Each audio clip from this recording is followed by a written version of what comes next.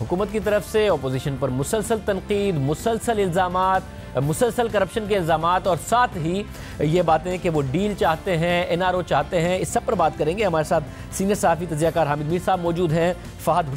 حسین صاحب بھی ہمارے ساتھ موجود ہیں. آپ دونوں کا بہت بہت شکریہ.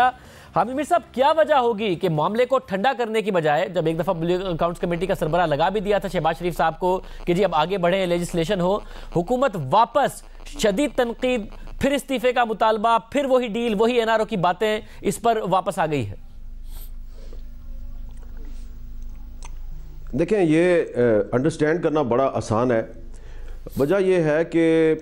حکومت نے شہباز شریف صاحب کو پبلک اکاؤنٹس کمیٹی کا چیئرمین اس لیے بنایا تھا کیونکہ حکومت یہ چاہ رہی تھی کہ اسمبلی کا اجلاس شروع ہو اور اپوزیشن کی مدد کے ساتھ 4 یا 5 جو بل ہیں وہ منظور کیے جائیں، قانون سازی کی جائے.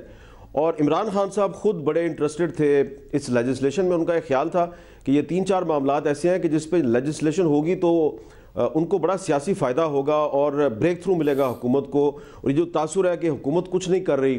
تو یہ تاثر ختم ہوگا. لیکن پھر وہ ہوا یہ کہ پبلک اکاؤنٹس کمیٹی کا چیئرمین بننے کے بعد جب عمران خان صاحب خود اسمبلی کے اجلاس میں آئے تو اس دن اپوزیشن نے بڑا واویلا کیا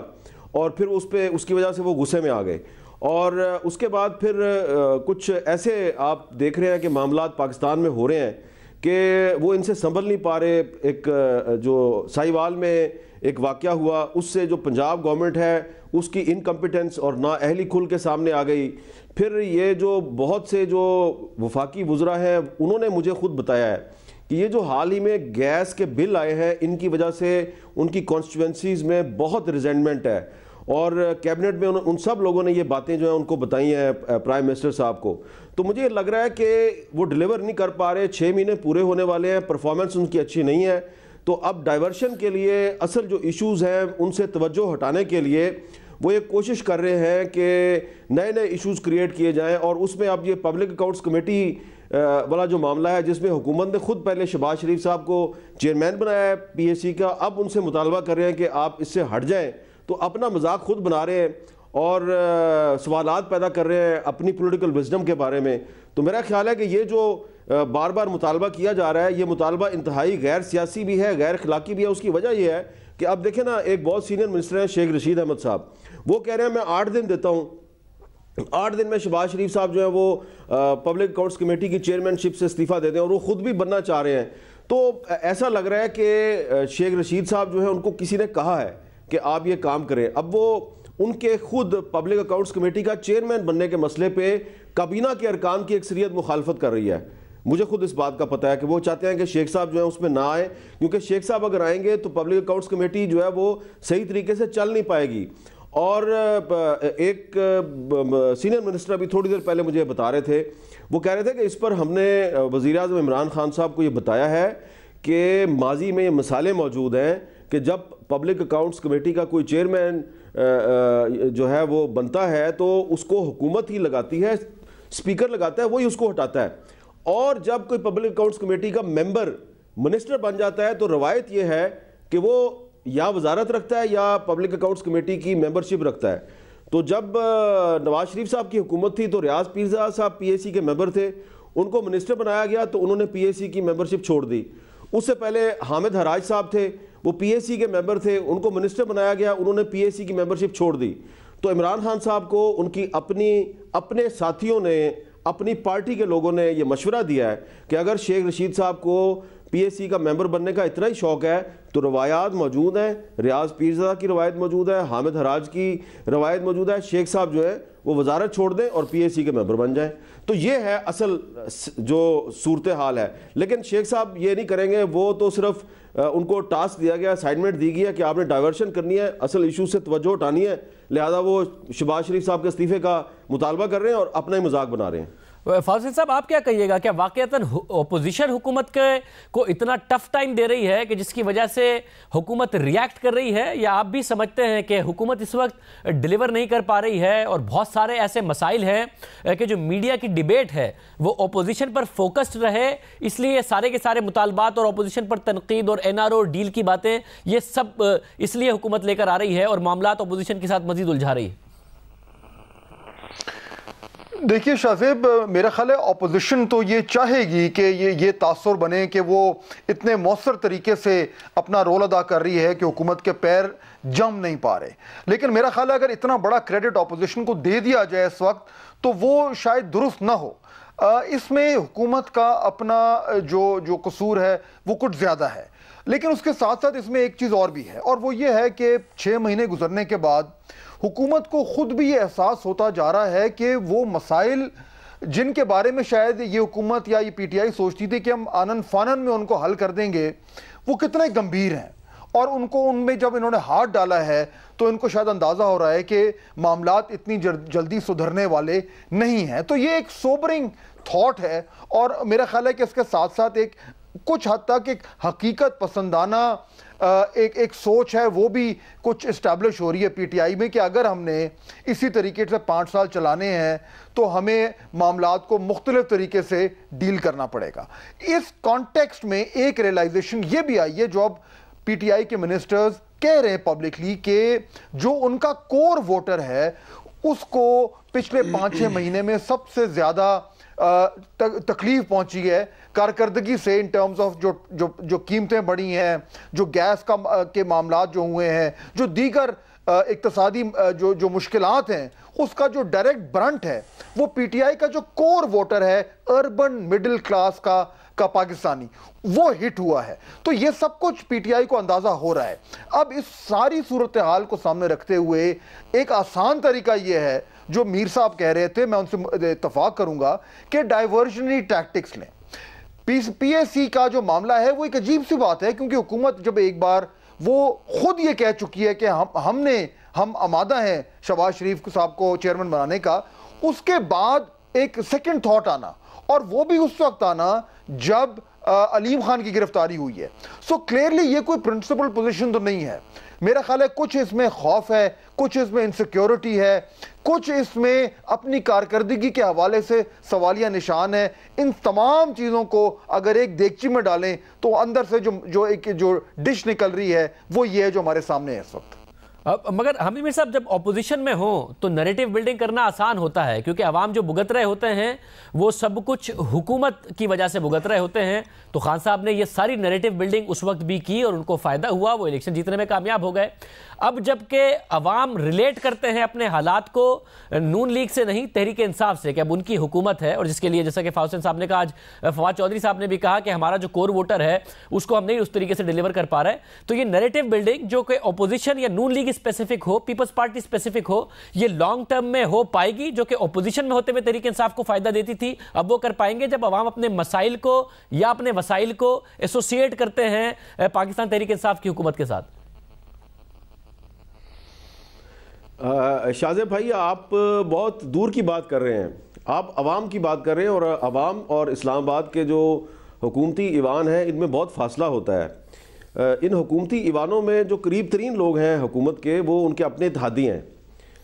چھوٹی چھوٹی پارٹیاں ہیں جن کی مدد سے عمران خان صاحب نے اپنی حکومت بنائی ہے۔ تو فی الحال تو مجھے یہ نظر آ رہا ہے کہ عوام تو بہت دور کی بات ہے، جو تحریک انصاف کے اتحادی ہیں،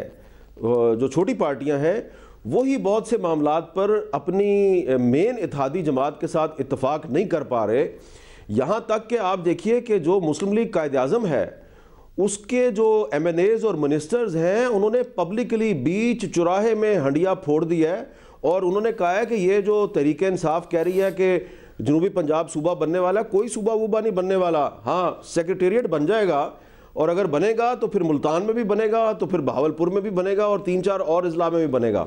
ایک بات ہو گئی۔ دوسری بات یہ جو بار بار ہمارے دوست فواد چودھری صاحب کہتے ہیں جی کہ میڈیا ریگولیٹری اتھارٹی بنانی ہے اور اس کے لیے ہم بل لے کے آ رہے ہیں، ابھی وہ بل آیا ہی نہیں ہے، لیکن حکومت کی کچھ اتحادی جماعتیں جو ہیں، اور کم از کم 2 اتحادی جماعتوں کے جو سربراہ ہیں، انہوں نے مجھے یہ بات ذاتی طور پہ بتائی ہے۔ انہوں نے کہا ہم تو اس کو سپورٹ ہی نہیں کریں گے، کیونکہ ہمارے خیال میں یہ تو آزادی صحافت جو ہے اس پہ بہت بڑا حملہ تصور ہوگا، اس لیے ہم اس کا حصہ نہیں بنیں گے۔ اسی طرح کچھ اور بھی 2-3 معاملات ہیں جس پہ حکومت کے اپنے اتحادی اس کے ساتھ نہیں ہیں، یہاں تک کہ اب جو تحریک انصاف کے اندر، یعنی کہ صرف جو تحریک انصاف کے لوگ ہیں، تحریک انصاف کے منسٹرز ہیں، ان کے درمیان بھی بہت سے معاملات پر اتفاق رائے نہیں نظر آتا۔ اور یہ وہ سچویشن ہے جس میں عمران خان صاحب کو بہت سی مشکلات نظر آ رہی ہیں، اور ان مشکلات سے نکلنے کے لیے وہ کوشش کرتے ہیں کہ پبلک اکاؤنٹس کمیٹی کی چیئرمین شپ کو مسئلہ بنا دیں. ان کو لگ رہا ہے کہ ہو سکتا ہے آنے والے دنوں میں ان کا کوئی اور جو منسٹر ہے وہ بھی پکڑا جائے، تحریک انصاف کی کوئی اور اہم شخصیت جو ہے اس کو بھی نیب دھر لے، کیونکہ نیب جو ہے اس نے اپوزیشن کے بہت سے لوگوں کے خلاف کارروائی کی ہے، حکومت کے کم لوگوں کے خلاف کارروائی کی ہے. تو اگر نیب نے بیلنسنگ ایکٹ کے لیے 2-3 اور لوگوں کے خلاف کارروائی کر دی تو یہ جو ایک نیریٹو تحریک انصاف بیچتی ہے کہ جناب ہم کرپشن کے بہت خلاف ہیں، تو یہ نیریٹو بھی ختم ہو جائے گا. تو فہد حسین صاحب بالکل ٹھیک کہہ رہے ہیں کہ یہ جو بھی اس وقت سچویشن ہے، یہ سچویشن کریٹ کرنے کا کریڈٹ قطن آپ اپوزیشن کو نہیں دے سکتے. اپوزیشن جماعتیں تو ان کو فیسیلیٹیٹ کرنے کی کوشش کر رہی ہیں. جب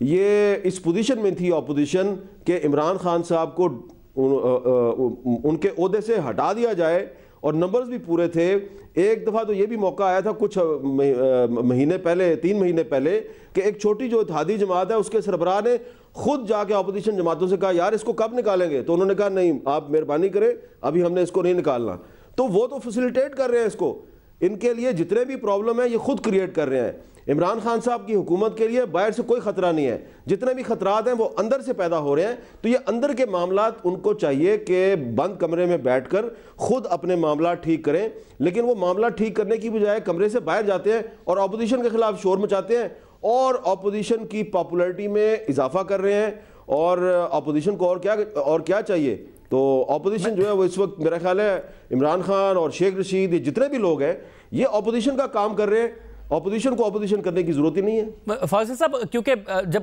عمران خان صاحب اپوزیشن میں تھے تو یہ سب چیزیں، یہ پورا نیریٹو عمران خان کو فائدہ دے کر گیا ہے کہ یہ NRO چاہتے ہیں، یہ بھاگنا چاہتے ہیں، ان کا ملک میں سٹیک نہیں ہے، انہوں نے کرپشن کی ہے، اور یہ ساری کی ساری باتیں پہلے فائدہ دیتی تھی. اور اب آپ کو لگتا ہے کہ اب یہ نیریٹو جبکہ خود عمران خان صاحب حکومت میں ہے سیل نہیں ہو سکتا، اور اپوزیشن کی پاپولیرٹی کی صورت میں اس کا نتیجہ آئے گا جیسا کہ عامر میر صاحب کہہ رہے ہیں کہ اگر یہ اسی طریقے سے ڈیلیوری کی بجائے ان باتوں پر فوکس رہے؟ شاہ صاحب دیکھیں، یہ جو نیریٹو جس کی آپ بات کر رہے ہیں یہ اس کے 2 حصے تھے. ایک تو یہ تھا کہ یہ تمام لوگ جو نون لیگ والے ہیں، پیپلز پارٹی والے ہیں، یہ چور ہیں، یہ ڈاکو ہیں، اور ہم آئیں گے تو ان کو جیلوں میں ڈالیں گے. اور دوسرا اسی نیریٹو کا حصہ یہ تھا کہ ان لوگوں نے جو تمام تر مسائل کھڑے کیے ہیں، ہم جو ہے وہ آتے ہی ان مسائل کا حل تلاش کر کے اور پاکستان کو ترقی کی راہ پر گامزن کر دیں گے. یہ ایک دو دھاری تلوار تھا یہ نیریٹو. اب ہوا یہ ہے کہ اس میں ان کو جو ووٹ پڑا PTI کو، وہ ایک بہت بڑی پاکستان کے جو ووٹنگ بلاک ہے اس نے دیا، کیونکہ اس میں سے بہت سارے لوگوں نے اس نیریٹو کو بائی کیا، خریدا. اب کیا ہوا ہے کہ اس میں جو وہ لوگ تھے جو کور ووٹر نہیں تھے، جو آج کل آپ کو اور مجھے یہ کہتے ہیں اور سنتے بھی ہیں کہ یہ حکومت کیا کر رہی ہے، یہ کام نہیں کر پا رہی، یہ شاید وہ ووٹر ہے جو PTI کا کور ووٹر نہیں تھا، لیکن جس نے وہ نیریٹو کو بائی کیا تھا اور PTI کو ووٹ دیا تھا. لیکن جو PTI کا کور ووٹر ہے وہ ابھی بھی وہ ہمیشہ PTI کے ساتھ رہے گا، اور میرا خیال ہے اس جماعت کو اس بات کا اچھی طرح علم ہے کہ اس کو اپنے ساتھ رکھنا ہے. یہ وہ ووٹر ہے جس کو یہ نیریٹو اچھا لگتا ہے جو اس وقت شہباز شریف کے خلاف PTI نے دھارا ہوا ہے. تو مجھے یہ لگتا ہے کہ اس وقت PTI کا جو اسٹریٹجی ہے وہ یہ ہے کہ ایک ہاتھ میں ڈھال ہے اور ایک ہاتھ میں تلوار ہے. اس ڈھال سے وہ نیریٹو کو وہ زندہ رکھ رہے ہیں کہ یہ چور ہیں، یہ ڈاکو ہیں، ہم ان کو چھوڑیں گے نہیں، اور تلوار کے ذریعے وہ اپنی کارکردگی کو دکھانے کی کوشش کر رہے ہیں. فائدہ ان کو، مجھے لگتا ہے ایک فائدہ یہ ہو رہا ہے کہ جس ہاتھ سے یہ تلوار چلا رہے ہیں وہ اب تھوڑا سا پریکٹیکل ہو گیا ہے. وہ جو بڑکیں تھیں، جو بڑی ان کے خواب تھے، وہ تھوڑے سے اب زمینی حقائق کے ساتھ ملے ہیں، اور اس سے اب ان کو شاید یہ سمجھ آ رہی ہے کہ ہمیں کس طریقے سے حکمرانی کرنی ہے. تو یہ ایک طرف ڈھال اور ایک طرف تلوار، اس کو لے کر یہ اس میدان جنگ میں اب اتر رہے ہیں.